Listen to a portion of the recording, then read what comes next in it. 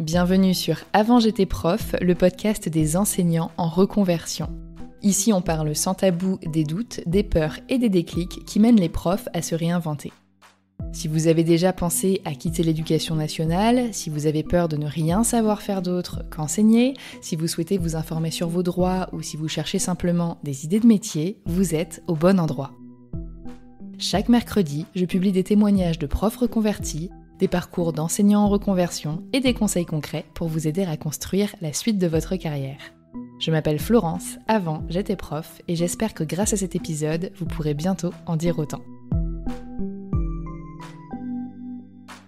Bonjour Pauline, bonjour Laura, et bienvenue à toutes les deux sur le podcast. Bonjour. Vous allez pouvoir vous présenter à tour de rôle pour qu'on puisse mettre un prénom derrière chaque voix. Pauline, si tu veux, tu peux commencer. Je m'appelle Pauline, donc j'étais professeure des écoles, je ne le suis plus. Je suis maintenant secrétaire générale dans un collège en Lot-et-Garonne. Super. Et toi, Laura ? Donc Laura, j'étais professeure agrégée de SES et je ne le suis plus. Je suis responsable d'un projet associatif de jumelage de classes pour recréer de la mixité sociale. Génial. Je pense qu'il y a beaucoup de personnes qui vous envient, déjà rien que sur le passage où vous avez dit « je ne le suis plus ». Et ensuite, vos métiers ont l'air super chouettes. Donc, on va en parler plus en détail. Mais donc, pour le contexte, on se réunit aujourd'hui, c'est très solennel, pour discuter d'une expérience que vous avez en commun, qui est celle du bilan de compétences, et pas n'importe lequel, celui que vous avez fait avec Caroline, qui est, pour celles et ceux qui ne le savent pas, une partenaire que j'ai avec le podcast depuis, on a essayé de remonter en calculant tout à l'heure, à peu près 3 ans, peut-être 3 ans et demi, quelque chose comme ça. Et donc, elle a accompagné plus d'une quarantaine de futurs ex-profs, de profs en reconversion, dont vous avez fait partie, donc Pauline en 2022 et Laura en 2024. Et donc là, en ce moment, il y a une session ouverte. Donc pour octobre 2025, elle est pleine. Je donne les années pour ceux qui écouteraient très en retard en 2028. Pour novembre, il reste, à l'heure où on enregistre, une place. C'est des petits groupes de 4 personnes. Et après, il y aura, à chaque fois, il y a des sessions l'hiver, donc janvier, février. Et puis, ça recommence. Il y en a en gros 2 par an, octobre, novembre et janvier, février à chaque fois. Donc voilà, ça c'était pour le contexte. Vous deux, et on va commencer par Pauline, avant de te lancer dans le bilan de compétences, t'en étais où ? Psychologiquement, physiquement, dans ta vie pro et perso ? C'était une période hyper compliquée en fait, justement, où il était vital pour moi de changer, de ne plus retourner en classe. Donc j'étais en arrêt, j'avais subi une agression de la part de parents 2 fois, et sans avoir obtenu vraiment de réponse, enfin d'aide et de soutien. Donc en fait, je ne pouvais plus retourner en classe, quoi, je n'y arrivais plus. Et donc un peu désespérée, je cherchais, donc je suivais déjà ta page Insta avant j'étais prof. Et donc c'est comme ça que j'ai entendu parler en fait du suivi que proposait Caroline, en fait, que vous proposiez avec Caroline. Et en fait, c'était vraiment un moment où, un peu de désespoir. En fait, j'étais en arrêt et je ne voyais, j'avais aucun objectif, je ne savais pas, sauf que je ne voulais plus retourner en classe. Ce qui est déjà un bon objectif et une bonne chose à savoir. Oui. Et toi, Laura, t'en étais à peu près où à ce moment-là ? Donc toi, 2 ans plus tard, du coup, mais... Ouais, j'en étais que ça faisait déjà 2 ans que l'idée de changer de métier était quand même présente, mais je savais pas du tout par quel bout commençait le chemin, quoi, en fait. Et en fait, j'ai changé d'établissement, ça se passait pas bien dans mon établissement, et j'ai changé, je suis arrivée dans un nouvel établissement où ça s'est encore moins bien passé. Et du coup, effectivement, j'ai eu une altercation avec ma chef d'établissement, et ça a été un événement déclencheur, je pense, un peu comme ton agression, Pauline. Et là, je me suis dit, ok, c'est la limite, elle a été franchie, il faut que je parte. Et du coup, mon réflexe, ça a été de me tourner vers l'accompagnement, enfin, d'être accompagnée. Et parce que autour de moi, j'avais plein d'amis qui avaient fait des reconversions et qui étaient passés par le bilan de compétences. Donc, ça me semblait être quand même le bon outil pour m'aider. Et j'ai écouté l'épisode de Caroline sur Avant j'étais prof et je me suis dit c'est ça que je veux faire. Et c'est vrai que pour remettre un peu de contexte, donc moi, Caroline, je l'ai rencontrée via un groupe de podcasteurs et podcasteuses, donc quelque chose qui n'a rien à voir à la base, parce qu'elle a une émission, j'en ai une, et c'était, je crois, 2021, 2022, quelque chose comme ça. Et puis, quand elle s'est présentée, elle a expliqué qu'elle faisait des bilans de compétences, que c'était son métier depuis un moment déjà, et c'était vraiment, quand elle en parlait, on voyait à la fois la passion voilà, dans ses mots, mais à la fois ça avait l'air d'être vraiment un truc super qualitatif. Et moi, c'était un moment où le podcast commençait à bien fonctionner et les gens commençaient à me demander hey, Florence, tu voudrais pas me faire un bilan de compétences? J'étais là, mais bah non en fait, enfin, c'est un métier quoi, ça s'invente pas, je sais pas faire ça. Et donc je cherchais des gens à recommander et avec Caroline, on a eu un feeling à la fois professionnel et humain tout de suite, c'est une personne formidable et qui fait un superbe travail. Et je trouve qu'elle allie, enfin, vous en parlerez mieux que moi, mais à chaque fois que, forcément, on travaille ensemble et j'interviens sur le bilan à un moment, mais elle est à la fois très sérieuse et à la fois très douce et à la fois elle a beaucoup d'humour. Et je trouve que c'est un peu un juste milieu qui correspond bien aux enseignants. Et donc elle faisait vraiment des bilans individuels pour pas spécifiquement des profs. Et moi, à force de parler avec les gens, j'avais bien compris que ce qui posait problème, c'est que c'était dur de trouver un bilan de compétences qui prend en compte les spécificités de l'éducation nationale, et qu'en plus de ça, c'est des sommes qui parfois vont chercher assez haut, alors parfois à juste titre, parfois pas, il y a un petit peu de tout, hein, c'est comme dans tous les business, mais donc avec Caro, on s'était dit, est-ce que ce serait pas la bonne idée de faire des petits groupes pour baisser les coûts, qui a un côté un peu solidarité et entraide, donc c'est quand même 4 max, donc ça reste petit, et avoir des séances de groupe et des séances individuelles pour les sujets un peu plus intimes, et c'est ce qu'on a fait du coup il y a un peu plus de 3 ans et qu'on continue de faire et qui fonctionne bien. Mais voilà, je rappelle juste que c'est un métier et que tout le monde n'est pas apte à faire des bilans de compétences aux gens. Donc déjà, vous avez choisi une bonne personne parce que parfois on se lance dans des accompagnements ou des formations quand justement on va pas bien, on est dans des phases de détresse et on n'a plus toujours les idées claires, on cherche un peu des bouées de sauvetage et c'est hyper dangereux. Parfois on se jette sur le premier truc venu pour partir. Et c'est pas toujours une bonne idée. Donc là c'est bon, vous êtes bien tombé. Est-ce qu'il y a une chose en particulier qui vous a fait choisir Caroline, vous? Parce que moi je dis pourquoi moi j'ai choisi de travailler avec elle, mais vous pourquoi? Alors moi c'est pareil, j'avais écouté le podcast donc avec Avant que j'étais prof de Caroline.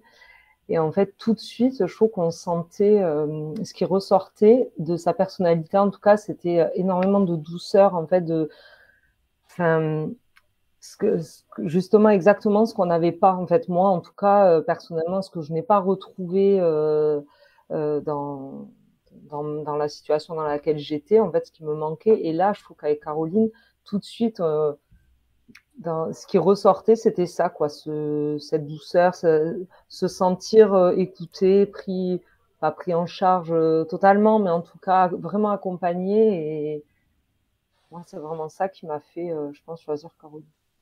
Et toi, Laura? Moi, du coup, j'ai fait un petit benchmark sur les bons.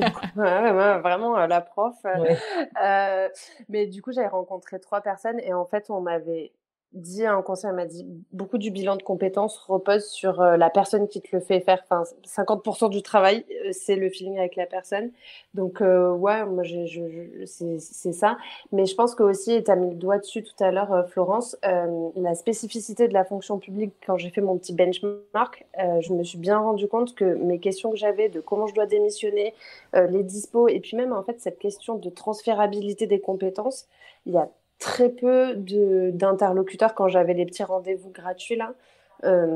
Qui arrivait à mettre la main dessus, et le fait que Caroline, moi, mine de rien, je sais pas quel numéro de promo je suis, mais elle en avait fait plusieurs. J'ai bien senti quand on a échangé qu'elle m'a dit mais en fait tu sais faire plein de choses, et moi c'était ma peur. Mais je sais pas qu'est-ce que je sais faire et qu'est-ce que je pourrais faire ailleurs. Et dès le début elle m'a dit mais tu verras, tu sais faire plein de choses. Et ça, je pense que ça va avec son côté rassurant, doux, à l'écoute. Et aussi, un dernier truc, c'est que moi, ça m'a paru hyper structuré. hyper méthodologique. Enfin, et ça, c'est aussi hyper bien détaillé sur son site. Et c'est vrai que tu disais tout à l'heure aussi, Florence, dans la grande offre des bilans de compétences, des fois, on ne sait pas vraiment sur quoi on tombe. Il y a beaucoup de formats à distance où il y a beaucoup de e-learning et en fait, tu discutes très peu avec des gens. Alors que là, avec Caroline, on voyait bien que même si on était, enfin, en gros, même s'il y avait des séances collectives, on allait être avec une personne, quoi, et pas avancer tout seul. Et ça, je pense que c'est quand même, voilà, tout ça qui fait que c'est vraiment une super solution. Enfin, moi, ça m'a apparu comme ça, quoi. Ouais. Oui, moi aussi. Et je confirme pour le côté humain et le fait d'avoir un bon feeling avec la personne, c'est valable, je le répète souvent, mais pour les accompagnements et pour les formations, parce qu'on passe quand même des heures avec ces gens-là, même si c'est à distance, ça reste de l'échange humain, et notamment sur un bilan de compétences où parfois t'es amené à parler de tes peurs, de tes blocages, de choses qui vont pas. Si t'as pas du tout confiance en la personne, franchement, t'as pas envie de... Enfin, c'est comme avoir un psy en qui t'as pas confiance, si tu lui racontes pas la vérité, il peut pas t'aider, enfin, ou un médecin, ou voilà. Donc, faut se sentir bien. Et je sais que Caroline, je recommande tout le temps aux gens de prendre l'appel découverte avec elle parce que c'est offert. À chaque fois, je dis au cas où qu'il n'y ait pas le feeling. Mais d'un autre côté, je me dis qui pourrait ne pas avoir le feeling avec Caroline. Parce que moi, j'ai eu la chance d'aller, j'étais allée jusqu'à Lille rencontrer justement une auditrice du podcast et je l'avais rencontrée en même temps. Et mon conjoint aussi. Et c'est vrai qu'on se disait, mais en fait, qui est-ce qui raccroche d'un appel découverte avec Caroline et se dit, j'y vais pas parce que je m'entends pas avec elle. Peut-être que ça existe, mais je pense que c'est pas du tout une majorité, et tant mieux. Est-ce que vous avez souvenir, pendant votre bilan de compétences, qu'il y ait eu un moment ou un déclic au cours de votre parcours, quelque chose qui vous aurait marqué, un tournant un peu? Moi, je pense que c'était juste après la séance avec toi. Je me souviens, on l'avait enregistré, on s'était appelé hyper tard et tout. Et en fait, ça a été vraiment le déclic où je me suis dit, OK, le saut, ça y est, le saut, il est beaucoup plus petit que ce que je pensais. Pendant toute une partie du bilan, j'avais l'impression que j'allais faire un plongeon, mais hyper haut. Et après, après la séance avec toi, je me suis dit, OK, en fait, c'est une marche. Tu vas sauter, mais c'est une marche, c'est pas une falaise. Et du coup, c'était quand même milieu, quoi. Enfin, Ouais, moi je pense que du coup à l'époque, selon le découpage, je me souviens que j'intervenais à la séance numéro 7 et là c'est plus exactement le même découpage parce que du coup il y a des ajouts, il y a des choses qu'elle enlève, des choses qu'elle modifie. En fait à chaque nouvelle année, elle peaufine pour que ça corresponde au mieux par rapport aux besoins, aux retours, etc. Mais ouais, je pense que je suis entre le milieu et les trois quarts, on va dire. J'arrive juste avant vos enquêtes métiers parce que généralement quand je commence la visio, quand on termine la visio où moi j'interviens, après Caroline vous demande bon, et pour vos enquêtes métiers, vous en êtes où? N'oubliez pas. Donc je pense que c'est plus, ouais, on va dire entre le milieu et vers le trois quarts, peut-être quelque chose comme ça. Et je me souviens, je pense, Laura, c'était tard parce que c'était avec toi l'année où je vivais en Nouvelle-Zélande dans un van. Oh, j'étais sur un parking en train de chercher de la 4G. J'ai eu tellement honte de cette visio, je peux dire que ça m'a vaccinée, je m'en suis pas remise. Je me suis beaucoup excusée auprès de Caro qui m'a dit ah non, mais elle était contente quand même. Mais c'était pas parfait, aussi parfait que quand tu es dans du dur avec une bonne connexion et tout, tu vois. C'était j'en ai un super souvenir, tu vois, donc finalement. Mais Pauline, pour un peu 2022, je devais pas encore. J'étais en France. Costa Rica, je crois. Non, j'étais en Équateur. En Équateur, oui. J'étais en Équateur. C'était pas beaucoup plus fameux sur la connexion, mais il y avait moins de décalage horaire, donc ça devait être 2 jours. Bon, je rassure les prochains, ça y est, je vieillis, je suis fatiguée, je cherche à m'ancrer. Trentenaire, quoi. J'aimerais acheter un terrain. Et toi, Pauline, est-ce que tu as un souvenir d'un moment marquant ou d'un déclic? Alors, c'est vrai que moi, ça fait quand même longtemps, du coup, maintenant, ça fait quasiment 4 ans, donc je peux pas dire que j'ai vraiment le souvenir d'un gros déclic, mais en tout cas, je me souviens de l'état d'esprit dans lequel j'étais au tout début de l'accompagnement. Et donc, oui, à l'époque, avec toi, c'était à la séance 7. Donc, je crois que c'était déjà presque la fin. Je sais plus combien il y avait de séances. Je pense qu'après, c'était... je crois qu'à l'époque, il y en avait... Là, maintenant, il y en a 8, mais elles sont pas réparties de la même façon. Et je crois qu'il y en avait 10, Ouais. Mais les peurs financières, je pense, n'étaient pas abordées de la même façon, parce que maintenant, il y a le programme de e-learning qui est à part, mais qui est plus conséquent. Enfin, c'est juste différent, mais c'était...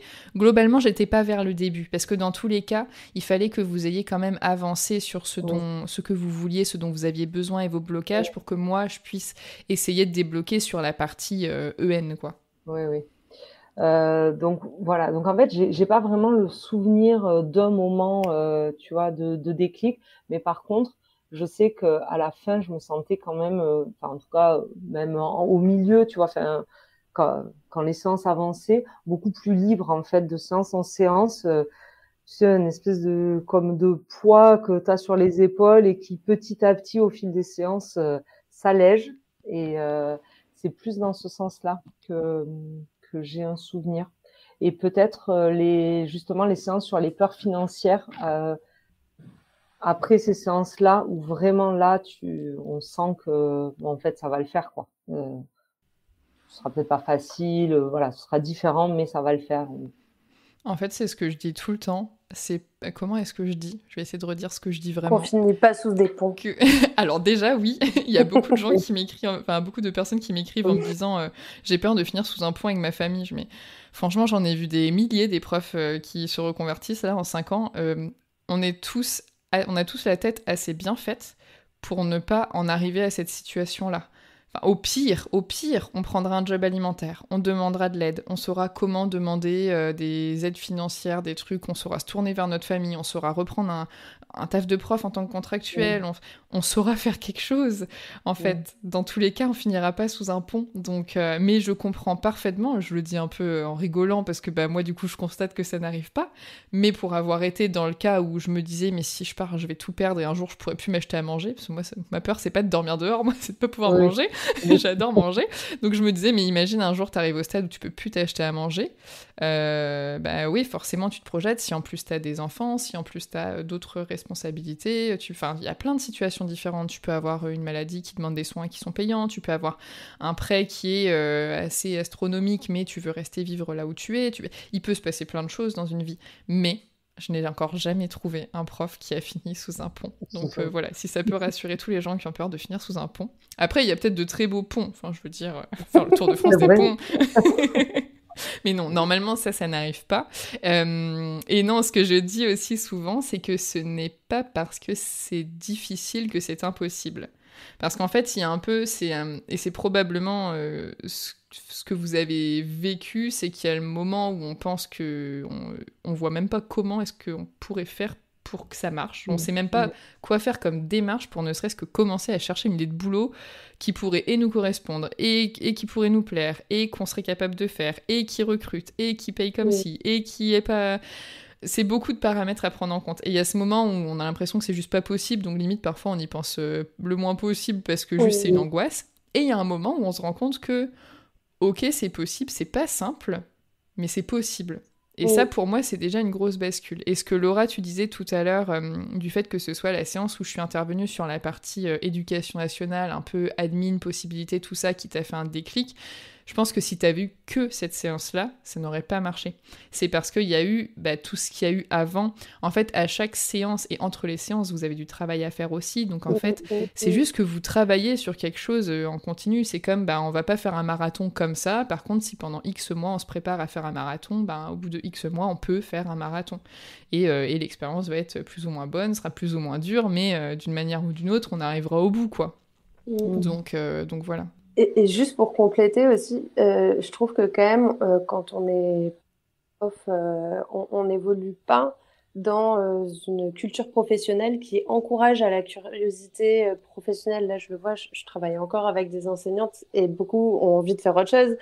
Et je leur dis, mais prends des dispos, va essayer. Mais en tout cas, c'est pas du tout, enfin, c'est pas expliquer comment on peut le faire, c'est pas valorisé, si on demande et matériellement, c'est pas facilité. Et du coup, ça entretient l'angoisse de sortir de ce milieu-là et ça rend la reconversion encore plus difficile. Enfin, quand bien même, en fait, on demanderait des dispos pendant plusieurs années et on reviendrait prof, c'est pas le sujet. Enfin voilà. Du coup, je pense que ça facilite pas du tout. Ouais, puis en plus, j'ai l'impression que chez les profs, il y a quand même un entre-soi qui empêche aussi cette ouverture. Et là, je le vois puisque je travaille encore dans un collège et je pense même encore plus pour le coup que que ce que je ressentais en tout cas dans le premier degré. Je trouve qu'il y a vraiment une communauté quoi de profs. Dans les écoles, des fois on est 2 ou 3, c'est pas. Là, ils sont 40 quoi les profs, donc tout de suite ils sont hyper nombreux. Et donc, ils passent leur vie ensemble. Il y en a, ça fait 15 ou 20 ans qu'ils sont là, ils sont potes, ils vont en dehors, ils se voient. Il y a une espèce c'est ça, d'une communauté, quoi, qui empêche justement de s'ouvrir, vraiment sur l'extérieur et sur tout le reste, quoi. Et je pense aussi que le fait d'être entouré de personnes qui sont majoritairement pas forcément hyper épanouies dans leur métier, qui aimeraient bien faire autre chose mais qui savent pas comment, qui manquent souvent de confiance en elles malheureusement, à la fois parce que on n'est pas trop un métier mis en valeur par la société, de moins en moins. C'est des professions qui sont assez féminisées aussi, et du coup les femmes, on a souvent, pour plein de raisons liées à notre éducation, moins confiance en nous, et du coup on évolue à la fois dans un environnement où on a l'impression que les choses sont pas possibles, puis il y a beaucoup de bruits de couloir qui font peur, on peut pas faire ci, on peut pas faire ça c'est toujours refusé, ça machin.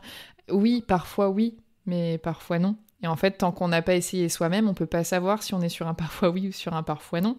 Donc ça, c'est difficile déjà. Et en plus de ça, les profs sont des personnes extrêmement compétentes qui ont à la fois aussi beaucoup de qualités humaines. Et comme on est entre profs, on est entre gens compétents, et on a l'impression que c'est juste la norme d'être comme ça. Mais en fait, tout le monde n'a pas les compétences et les capacités qu'on a.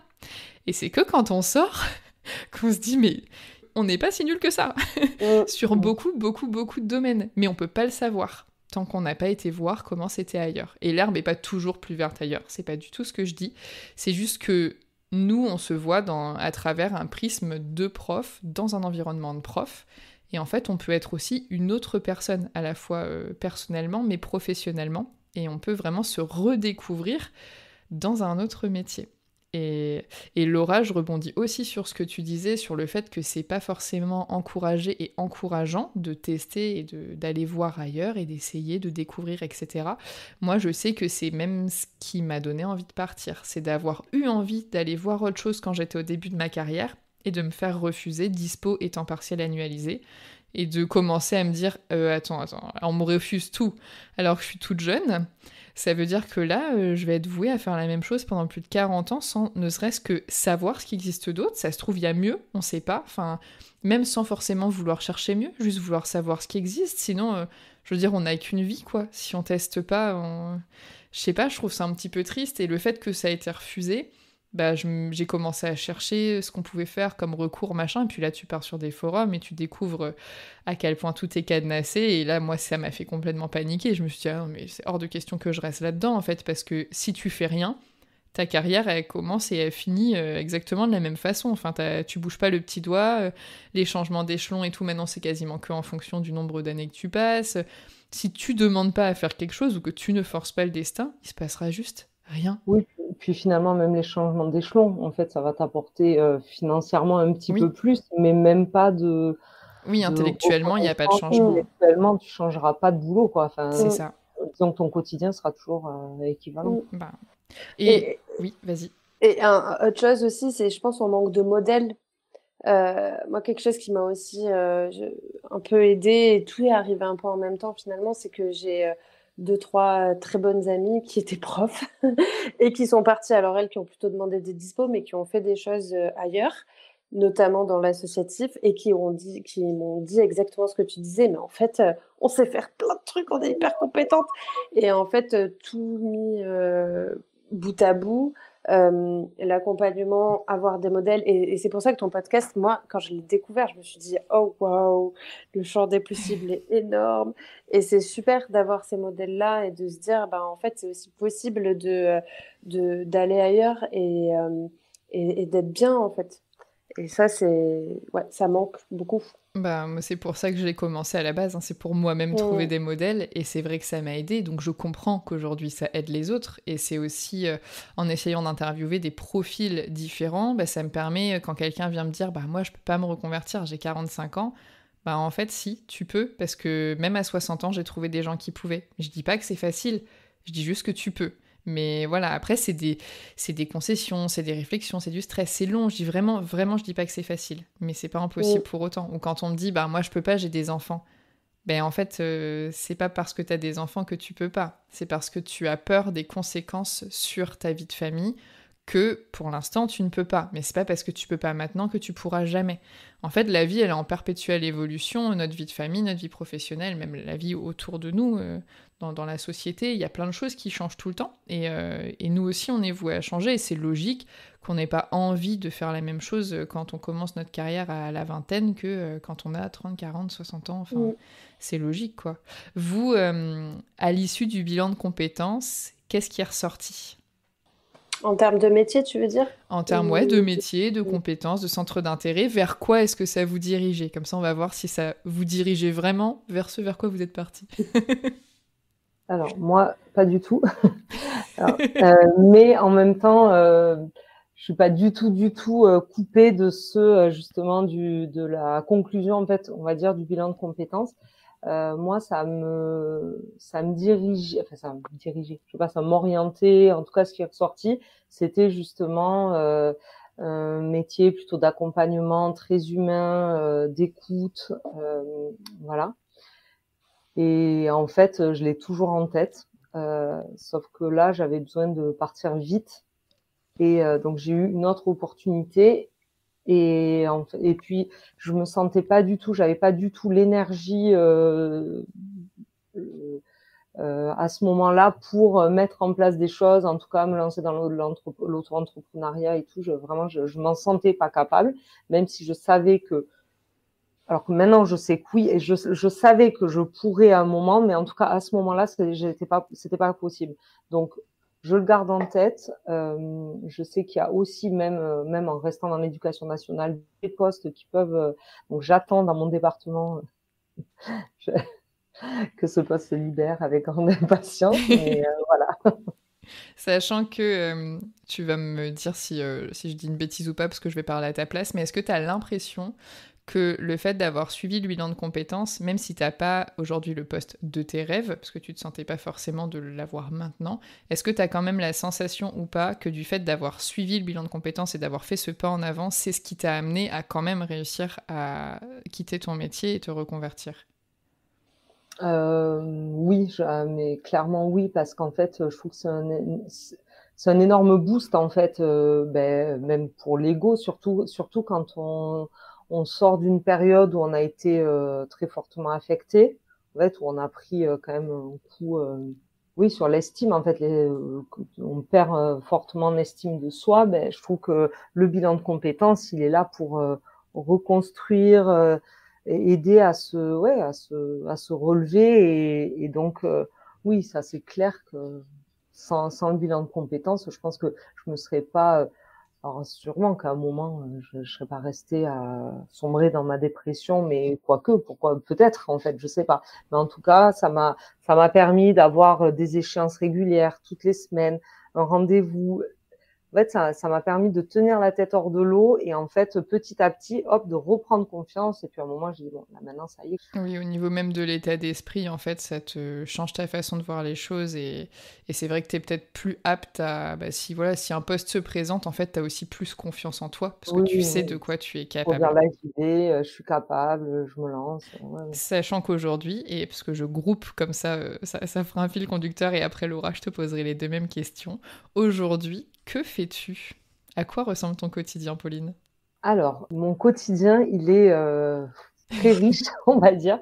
Donc, c'est un poste qui est quand même, je vais pas, qui est très lourd. Donc, je fais un peu tout. C'est-à-dire que dans l'établissement, c'est un peu je sais pas moi, le petit bureau au fond dans l'ombre, mais en fait, je gère donc le budget de l'établissement, je gère tous les agents territoriaux. Enfin, je suis responsable, voilà, hiérarchiquement des agents territoriaux, donc le service de cantine, tout l'entretien, la maintenance et l'entretien de l'établissement. Je gère tout ce qui est un peu logistique en fait, tout ce qui voilà, et soutien administratif des chefs d'établissement. Donc c'est moi qui prépare tous les actes pour les conseils d'administration.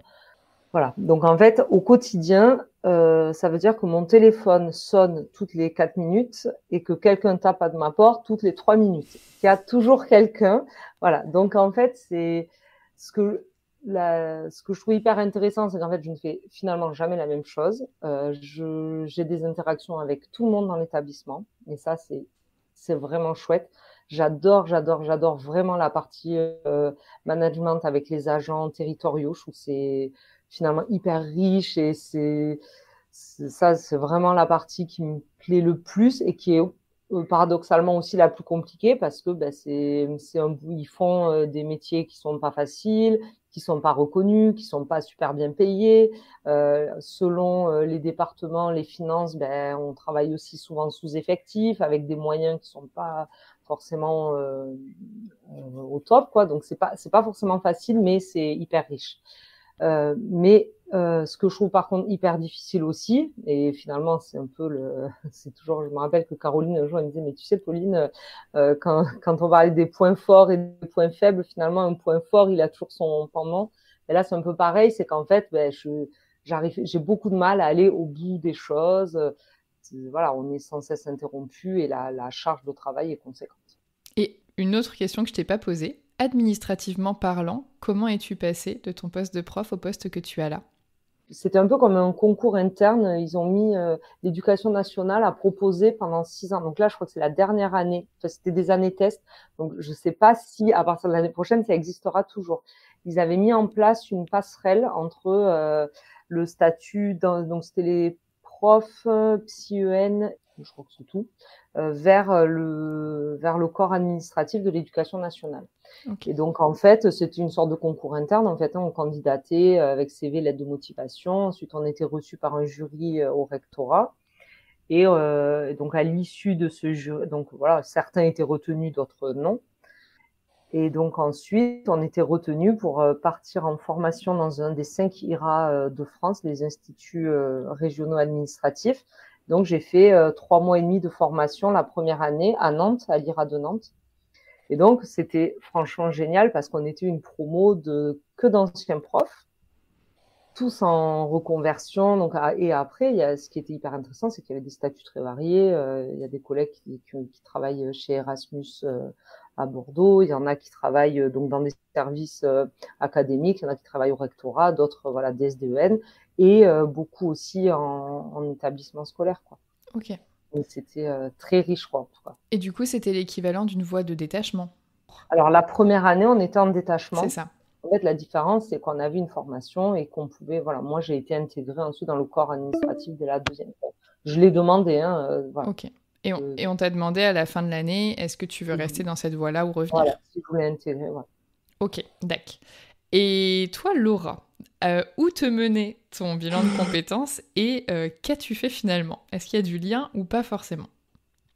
Ah bah complètement, moi j'ai fait ce que j'avais dit que j'allais faire. Donc, Quel bon élève, hein, du début à la fin. Ah vraiment, non, c'est quand même un petit peu particulier parce que avant d'être prof, j'avais une formation de développement des entreprises de l'économie sociale et solidaire. Et donc pendant un an, j'avais eu une expérience dans l'associatif où j'ai été coordinatrice d'une asso. Et puis après, j'avais vraiment très envie d'être prof, donc du coup, je suis devenue prof, je l'ai fait. Et donc finalement, la conclusion du bilan de compétences, c'était je reviens à mes premiers amours. Donc je reviens dans la coordination de projets associatifs. Parce que l'intérêt général, quand ça nous anime, c'est bah, voilà, ça se transcrit soit dans le service public, soit dans l'associatif. Et donc j'avais ciblé plusieurs grands domaines. J'étais pas partie pour retravailler dans l'éducatif à la base. Et du coup, ce qui s'est passé, c'est que je m'étais quand même laissé encore un an. Mon bilan de compétences terminé en juin. Je m'étais dit, je fais encore un an pour mettre de l'argent de côté. Petite peur financière, pas complètement rassurée quand même. Ouais. Mais sauf qu'en fait, à la fin de l'année, j'ai eu un entretien avec ma proviseure et j'ai demandé de l'aide parce que j'ai passé une dernière année horrible. Et en fait, au lieu de m'enlever un peu de travail, c'est-à-dire de venir faire en sorte qu'il y ait un collègue expérimenté qui vienne m'aider parce que j'étais la seule dans ma matière, elle m'a encore rajouté du travail. Et là, ça a été le moment de bascule où C'est mon compagnon qui m'a dit, je te laisse pas refaire une rentrée, en fait. Donc voilà, du coup, j'ai démissionné. Et en fait, le petit truc qui m'a mis le pied à l'étrier, c'est que en parallèle de la fin du bilan de compétences, il y a une ou deux annonces qui sont sorties et je me suis dit, bon, ben, pourquoi pas postuler?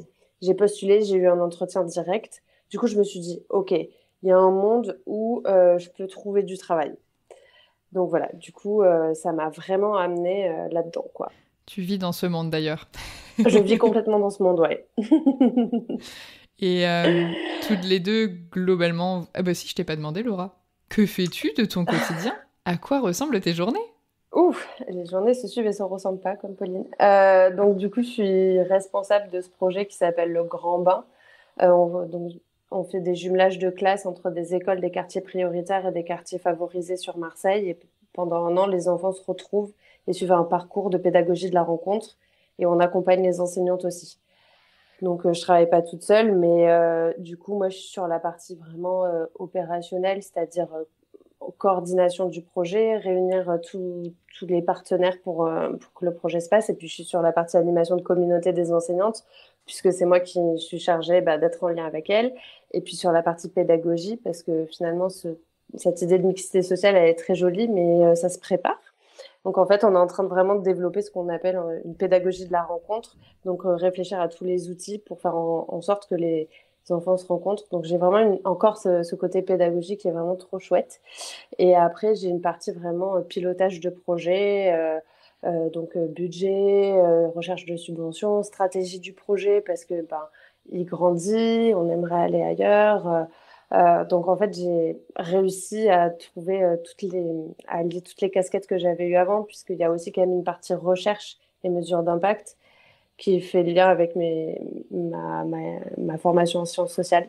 Donc voilà, et du coup, je travaille avec une petite équipe, je suis vraiment hyper polyvalente et c'est super, quoi. Est-ce que vous avez des regrets? Pas du tout. C'est marrant parce que du coup, vu que je reste qu'avec des profs, je fréquente beaucoup les enseignants, donc à chaque fois on me dit alors, cette année particulièrement, vu que c'était ma première rentrée au Grand Bain, on m'a dit alors, ça te manque pas? J'étais là, jamais de la vie. Je suis très contente d'être à côté. Oui. Ouais. Non, je suis juste à côté en fait. Et moi, ça me va très bien d'être à côté. Moi, c'est peut-être plus mitigé en fait. Alors c'est vrai que on va dire les 2 premières années, je dis non, mais pas du tout, mais vraiment. Là maintenant, alors j'ai aucun regret, jamais je retournerai en classe, mais j'en suis absolument persuadée.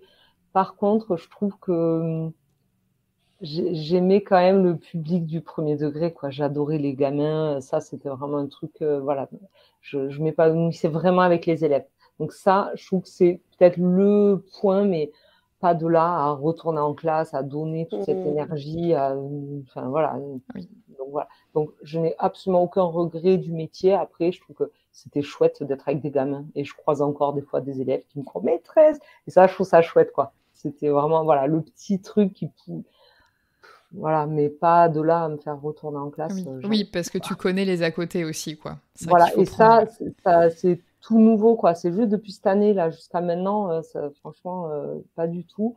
Là, je me dis, bon, il y avait des côtés chouettes. En fait, c'est surtout que j'arrive à prendre du recul et à poser un regard quand même positif, en fait, sur les années d'instit que j'avais. Alors, je pense que c'est même plus ça, finalement. Alors qu'au départ, j'étais en rejet total. Et là, maintenant, je me dis, il y avait des côtés chouettes. Ouais, mais moi j'ai eu le rejet total du coup quand je suis partie, parce que j'allais vraiment pas bien à la fin. Et je me souviens que rien que de passer devant des écoles quand c'était la récré, ça me mettait pas bien du tout, quoi. Je me disais vraiment, mais quelle horreur! Alors que j'ai adoré ça au tout début. Enfin, c'est ce que j'ai voulu faire quand même, quoi, faut pas l'oublier. Ouais. Mais c'est fou comme ça change. Et là, aujourd'hui, 4 ans plus tard, j'ai pu ce dégoût-là. Par contre, c'est vrai que à chaque fois que je vois même des copines à moi, on a été en études ensemble et qui sont profs, quand je les vois sur Instagram le week-end poster des photos de leur découpage, je suis là, mais quel enfer, quoi. Alors qu'au final, je suis la première à bosser le week-end sur mon podcast et tout ça, mais j'aime ça. Donc c'est pas une question de bosser le week-end, le problème. C'est une question d'aimer ce qu'on fait. Moi, ça me le fait quand j'accompagne mes enfants, par exemple, aux sorties scolaires ou les fêtes de fin d'année. Mais là, ça fait 2-3 ans où je me dis, mais comment j'ai pu faire ça? En fait, c'est surtout ça. Je me dis, comment j'ai pu donner autant de mots pour des trucs, enfin, de fou, de bruit de fou, de jamais. Souvent, on tire beaucoup sur la corde et c'est vrai que quand on termine dans des situations d'épuisement, que ce soit physique, moral, burn-out, dépression, etc., quand on finit par aller mieux et qu'on regarde en arrière, on a tendance à se demander comment on a pu aller aussi loin et s'infliger ça. Mais c'est parce qu'en fait, pendant qu'on y est, on n'est pas en train de se dire « Ah, à partir d'aujourd'hui, je suis en burn-out ». Ben non, ça marche pas comme ça en fait. Non, Sinon, on l'éviterait tous, hein. Enfin, c'est un plaisir pour personne, mais c'est pas évident. Est-ce qu'il y a quelque chose que je ne vous ai pas demandé ou que vous aimeriez ajouter? Sur l'accompagnement et la reconversion, je pense que il y a le temps de l'accompagnement, mais ça infuse. Après, après, ça va dépendre. En tout cas, pour moi, ça a infusé. J'ai eu la chance, entre guillemets, du coup. Je fais vraiment comme tu as dit, Florence. J'ai démissionné début juillet en disant je reviendrai pas, nana. Donc, du coup, j'ai eu les vacances. Et après, j'ai eu un petit peu de temps. Moi, la première rentrée, j'étais partie marcher pour couper parce que je sentais que ça allait un peu me travailler. Et en fait, ça a encore infusé pendant 3 mois, quoi. Et même sur ma prise de poste, en fait, sur les entretiens, puis la prise de poste, sur la manière de se présenter, de se valoriser et de se connaître, en fait. Maintenant, un truc qui était super fort, c'était la coopération. Mais en fait, je travaille pour un projet où c'est au cœur du projet et dans la manière de travailler en équipe, c'est central. Donc, en fait, maintenant, je me connais vachement bien professionnellement, enfin, en tout cas, beaucoup mieux. Et je trouve ça chouette parce que il y a des compétences qu'on pensait pas avoir et qui se révèlent. Enfin, et du coup, tout ça pour dire que ouais, ça s'arrête pas à la dernière séance avec Caroline. Quoi, Oui. ça continue. Et je trouve que se laisser ce temps-là aussi, c'est important. Et toi, Pauline, est-ce qu'il y a quelque chose que tu aimerais ajouter ou un sujet sur lequel je t'ai pas amené et qui te tiendrait à cœur de partager? Un petit peu comme Laura, quoi. Je pense que cet accompagnement, c'est vraiment un investissement pour soi-même, quoi. Enfin, vraiment, je trouve que c'est très riche, c'est très profond aussi. On va quand même, je trouve, assez loin dans la réflexion, dans l'introspection. Et je trouve que Caroline, elle nous amène, elle nous guide de manière très juste et très précise, en fait. Hein. Voilà, elle est pro, clairement. Elle sait ce C'est qu'elle un métier. fait. Voilà, c'est un métier. Et donc, je trouve qu'on ressort de là vraiment, oui, après, je l'ai dit tout à l'heure, mais vraiment boosté, quoi. Ouais. Et effectivement, même si c'est pas quelque chose qu'on va forcément mettre en place dans la minute, je pense que c'est un cadeau qu'on se fait pour la vie, quoi. Ça, c'est sûr. C'est beau. Vas-y, Laura. C'est vrai que c'est un coût, ça c'est clair. Mais en fait, déjà, moi je pensais pas que c'était possible de mobiliser son CPF. Il y a des académies, encore une fois, ça change vachement sur les académies et il faut s'y prendre à l'avance, ça c'est sûr. Mais pour les personnes qui sont pas dans l'urgence, bien penser à vérifier régulièrement les bulletins académiques. Je parle de l'Académie d'Aix-Marseille, donc voilà, à bon entendeur. Euh, Ils font des campagnes de financement des bilans de compétences via une mobilisation du CPF. Alors c'est peut-être long et tout, mais je pense que ça peut valoir le coup de creuser cette piste parce que c'est quand même, ça peut être une aide quoi. Donc et je pense que pour le coup c'est de l'argent bien dépensé. C'est ça. En fait, c'est vrai qu'il y a un peu deux écoles. Il y a quand on n'a pas du tout de fonds de pouvoir utiliser cet argent-là pour un bilan de compétences. Et quand on a une petite marge, pouvoir payer soi-même son bilan de compétences, quitte à échelonner parfois les paiements, bah après c'est pouvoir utiliser son CPF pour une formation derrière. Et c'est vrai que si on est sorti de l'éducation nationale, il est beaucoup plus facile à débloquer. Donc ça peut être un avantage aussi. Caroline, si je ne dis pas de bêtises sur les bilans de compétences qu'elle propose en individuel, il est mobilisable, le CPF, mais pas sur ceux qui sont en groupe, parce que il y a des réglementations, tout simplement, c'est pas... Voilà, il y a des choses strictes à suivre, et donc celui-ci n'est pas pris en compte, mais il est moins cher. Parce que justement, Ouais, il est en petit groupe et qu'il y a des bouts en individuel. Donc après, on avait fait un peu un calcul entre si tu peux en prendre un bout avec ton CPF, mais du coup, tu as la version plus onéreuse parce que c'est de l'individuel à 100%, bah à la fin, ce qui te reste à débourser, c'est à peu près la même chose que si tu prends celui de groupe où tu es avec d'autres enseignants et tu as un accompagnement plus pensée prof, on va dire.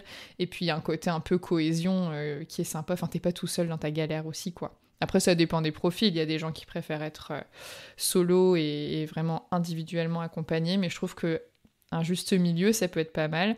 Après, du coup, je le mets là au cas où que ça intéresse quelqu'un, mais dans certaines académies, il est impossible de mobiliser son CPF pour du bilan de compétences parce que il y a des bilans de compétences offerts par les académies. Et ces bilans de compétences offerts, je vois vos têtes, vous savez pas ce que vous ratez en podcast. Mais j'ai vraiment entendu 2 sons de cloche. Donc il y a un épisode que j'ai enregistré il y a 1 an et demi, je pense, avec Claire Soisic, une personne qui était prof de maths et qui est devenue comptable. Je crois que c'est elle, dans l'épisode, qui a bénéficié d'un bilan de compétences gratuit, qui avait une super personne pour l'accompagner, c'était fait par l'Éducation nationale, c'était bien construit, il y avait un bon suivi et tout. Mais en dehors d'elle, j'ai globalement entendu des trucs assez négatifs, avec pas du tout d'accompagnement, pas du tout personnalisé, on te balance un cahier, tu te débrouilles tout seul. Donc il y a vraiment l'un ou l'autre. L'avantage, c'est que c'est gratuit, donc il n'y a rien à perdre à essayer et à poser la question.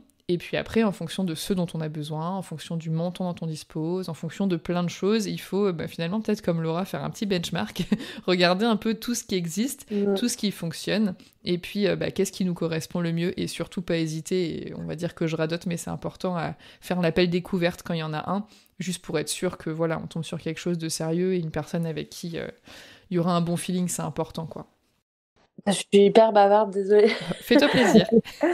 Non, c'est sur la partie collective Oui. du bilan. Moi, ça m'avait peut-être un peu au début interrogée, en tout cas. Et au final, j'ai trouvé que c'était hyper riche parce que justement, on a aussi des problématiques communes. Déjà, c'est chouette de rencontrer en fait des personnes qui vivent la même chose que nous parce qu'en fait, on est quand même assez isolés avec notre problématique finalement par rapport à tout ce qu'on en lien avec ce qu'on disait tout à l'heure.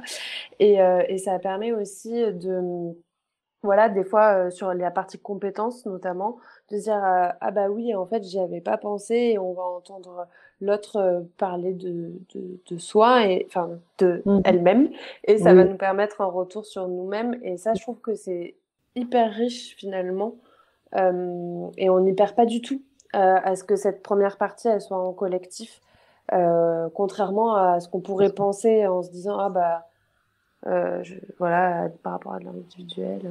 Ouais. Ça, c'est quelque chose que j'entends beaucoup dans... Du coup, j'ai un club que j'appelle le club des profs en reconversion avec des profs que j'accompagne en petits groupes depuis l'année dernière. Et c'est marrant, gros guillemets, parce qu'à chaque fois, les gens me disent « Ah, mais en fait, nous, on est seuls avec notre problème. » Et moi, je sais que non, ils sont pas tout seuls, puisque je vois bien le nombre de personnes qui a exactement ce même problème. Et le fait de les mettre ensemble, ils réalisent qu'ils ne sont pas seuls. Mais en fait, ils n'étaient déjà pas seuls. C'est juste que on ne le sait pas. Et comme tu l'as très bien dit, Laura, on se sent isolé. Et c'est une sensation extrêmement désagréable. Donc c'est vrai et même il peut y avoir une entraide aussi. Tu peux très bien tomber dans ton groupe sur quelqu'un qui, je sais pas, a fait des démarches pour obtenir telle ou telle demande ou une dispo, une rupture conventionnelle, un temps partiel annualisé ou que sais-je. Et du coup, la personne va pouvoir t'aider. Alors même si dans chaque académie, il y a plein de choses qui diffèrent, mais au moins te donner les grandes lignes, t'expliquer comment ça marche, comment elle le ressent, est-ce qu'elle pense que c'est un bon choix ou pas. Et ça peut aussi mûrir des idées. Et parfois, on peut se dire ah bah tiens, ça c'est un truc qui me plairait, ou à l'inverse, ouais, j'aimerais pas du tout faire ça, ça me correspondrait pas du tout. Mais au moins, on sait, on avance et ça apporte matière à réfléchir, quoi. Est-ce que, peut-être une dernière question, histoire de faire mon travail à charge et à décharge, est-ce qu'il y a une chose qui vous a moins plu ou sur laquelle vous aimeriez qu'il y ait une amélioration ou un ajout ou un changement? Non. Enfin, moi, je crois pas ça. En même temps, bon, comme je disais, ça fait quand même longtemps maintenant, mais je trouve que c'était hyper complet, en fait, donc... Ok. Parce que vous auriez pu vous dire ah, c'était parfait, mais s'il y avait eu ça, ça aurait été encore mieux, quoi. Oui. Moi, c'est pas tant sur la forme, mais c'est peut-être plus de bien prévenir. Je sais pas trop comment le dire, mais c'est quelque chose qui prend beaucoup d'énergie, qui prend Oui. beaucoup de temps, et en fait, il faut être disposé et disponible un minimum pour le faire. Et en fait, autant on peut aller pas bien, mais c'est de l'aide, mais il faut quand même avoir un petit peu le temps, je pense, pour pouvoir faire les exercices correctement. Et en fait, ça mouline beaucoup quand même dans la tête parce que c'est comme une thérapie professionnelle. Donc, du coup, c'est vrai que moi là-dessus, je pense que je m'en suis rendu compte en le faisant et j'en avais un peu parlé avec Caroline. peut-être bien insister là-dessus parce Ouais. que sinon, on peut un peu peut-être passer à côté de certaines choses. Et parmi toutes les personnes que je connais qui ont fait des bilans de compétences, un des facteurs de réussite, entre guillemets, c'est ça, c'est l'investissement personnel. Il y en a plusieurs qui, euh, avec Caroline ou pas hein, d'ailleurs, mais qui m'ont dit, bah, je pense qu'en fait, j'étais peut-être pas à 100% dedans et du coup, qui en ressortent un peu déçus. Oui. Ah oui. Voilà, moi je sais pas faire les choses à moitié, donc je suis allée à 200%, voilà. Mais quand même, ça prend beaucoup d'énergie. Il faut pas le sous-estimer. Je sais que pendant les appels découvertes, du coup, qui sont offerts pour échanger justement sur le projet, je sais que l'année dernière, Caroline m'avait dit qu'elle avait transmis cette idée à c'était une personne, je crois. Et là, moi, j'ai parlé avec quelqu'un aussi cette semaine qui disait, en fait, d'après sa thérapeute, c'est pas le moment, parce que justement, ça brasse beaucoup. Et je sais que Caroline, ça lui est déjà arrivé de me dire, oui, j'ai bien eu contact avec telle personne qui venait de ma part. Mais en fait, je lui ai dit que c'était pas du tout le bon moment parce qu'en fait, Caroline elle sait que dans 3 semaines, la personne est en arrêt et n'aura plus l'énergie. Et c'est vrai que ça demande. En fait, c'est vraiment un investissement à la fois financier et en temps, parce que forcément, il y a le temps et des séances et du travail qu'il y a à faire entre, mais c'est pas juste du temps. Comment dire, c'est pas juste du temps décompté, parce qu'en fait, c'est des choses qui restent dans l'esprit, on se pose beaucoup de questions, et en fait, parfois, quand on commence le bilan de compétences, comme on doit s'orienter en fonction des différents sujets abordés, parfois, on a même des nouvelles questions qui arrivent qu'on n'avait pas encore eu idée d'avoir, et donc, ouais, c'est quand même, c'est du travail, en fait, c'est pas, justement, Caroline, elle est pas là, c'est pas parce qu'on paye le bilan de compétences de Caroline que dans 6 mois, on quitte le N et on a un nouveau métier. En fait, c'est vraiment, Caroline, elle est là, elle guide, elle apporte, elle donne tout ce qu'elle a, mais derrière, c'est à la personne de cheminer, et ça, il y a que soi-même qui peut le faire.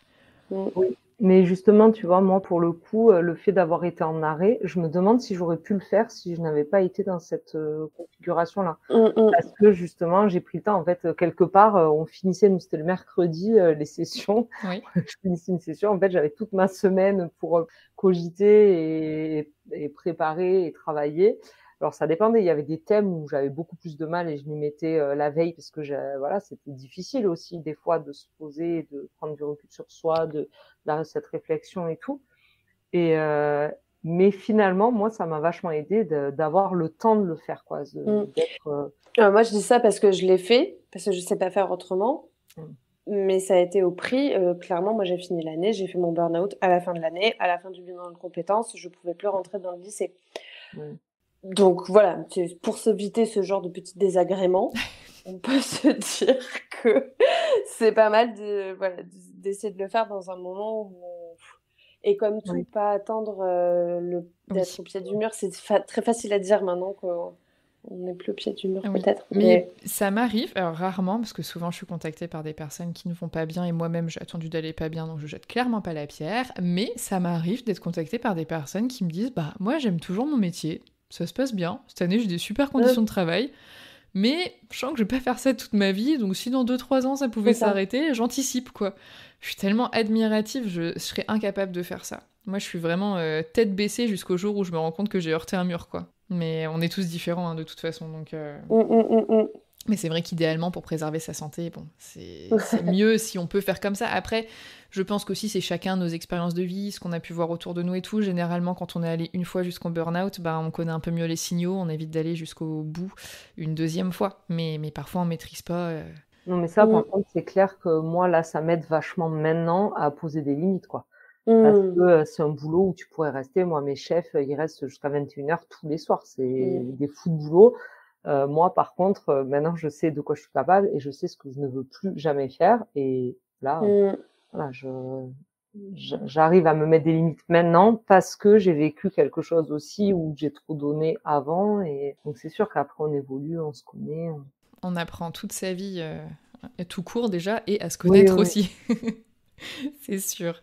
En tout cas, les filles, merci beaucoup pour ce retour. J'étais vraiment contente de vous avoir toutes les deux. J'aime toujours autant ce format table ronde.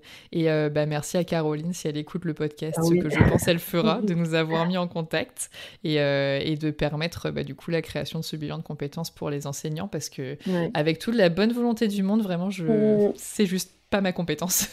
Donc vraiment, si je pouvais, je le ferais, mais je ne le fais pas.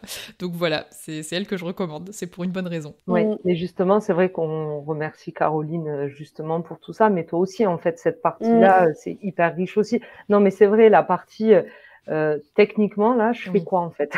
Parce que c'est bien beau aussi, justement, toute cette réflexion, mais en pratique, et ça, voilà, c'est aussi ce qui fait quelque part la force. En fait, c'est vraiment le petit plus de ce bilan de compétences. Tu n'y es pas pour rien non plus. Donc, on est une équipe de choc. Hein. Voilà, c'est ça. Donc, merci et dis-toi que depuis ton passage, en plus, Pauline, j'ai gagné 3 ans d'expérience. J'ai découvert plein de nouvelles façons de s'évader. Oui. Mais tu m'étonnes en interviewant que des gens qui s'évadent, du coup. Ah oui. Ça tous le panel de... C'est ça, je ris parce que j'ai accompagné quelqu'un l'autre jour sur les visios du club des profs en reconversion qui se reconnaîtra peut-être, qui avait écrit dans son formulaire qu'elle cherchait de l'aide pour préparer sa grande évasion. Et ça m'a fait trop rire. Parce que je sais que c'est des moments où on va pas bien et que c'est dur et tout, et réussir à mettre quand même une touche d'humour, je me dis, bah franchement, chapeau, parce que c'est pas évident. Et du coup, depuis, ça me fait tellement rire que je me dis, allez, on part sur la grande évasion. Ouais. C'est marrant, c'était Caroline, quand on commence le bilan, elle nous demande on aura réussi le bilan de compétences si, et on doit compléter la phrase. Oui. Et moi, j'avais écrit si j'ai envoyé ma lettre de démission, bye bye l'EN. Et en fait, à la dernière séance, j'étais à 2 doigts de l'envoyer, quoi. Du coup, je lui ai dit, bon, mission réussie. C'est bon. C'est vrai que c'est pas facile de quantifier, parce que c'est quoi réussir, en fait? Est-ce que c'est aller au bout? Est-ce que c'est trouver un métier? Est-ce que c'est être complètement parti? Parce qu'on peut très bien trouver ce qu'il nous faut, et puis il s'avère que, logistiquement parlant, avec sa vie quotidienne, il faut peut-être attendre 1 an, 2 ans pour s'inscrire à tel concours, participer à tel mouvement, postuler à telle mission. Donc oui, parfois il y a un petit peu de temps qui passe, mais au moins quand on a une ligne directrice, quand on est sorti un peu du marasme, qu'on va de l'avant, qu'on prend confiance en soi, en fait, déjà, c'est même plus un pas en avant, c'est une randonnée vers l'avenir. C'est clair. C'est bon. Sur ces belles paroles, les filles, je vous remercie encore une fois. Et puis, merci à toi, Florence. Avec plaisir. Merci de nous avoir sollicités, en tout cas, parce que c'est vrai que c'est chouette. Je trouve ça génial, quelques années après aussi, de refaire un petit peu le cheminement inverse. C'est ça. Vous avez le bilan de votre bilan de compétences. Voilà, c'est ça. Mais non, je pense que c'est un épisode qui va aider beaucoup de monde à se projeter. Les gens, généralement, se reconnaissent à travers les parcours de chacun. Et voilà, tant que ça peut aider, c'est très chouette. Et moi, j'ai pris beaucoup de plaisir à enregistrer avec vous deux. Alors, merci beaucoup. Et je vous souhaite le meilleur dans vos vies et professionnelles et personnelles. Et puis, s'il y a des changements, n'hésitez pas à me dire. Comme ça, moi, ça m'informe. Et puis, je peux tenir tous les petits curieux informés aussi. En tout cas, tu peux leur dire que nous allons bien, en fait, hors des classes. On va hyper bien. On va bien. C'est la belle vie. On est hyper heureuse. Voilà. Ouais.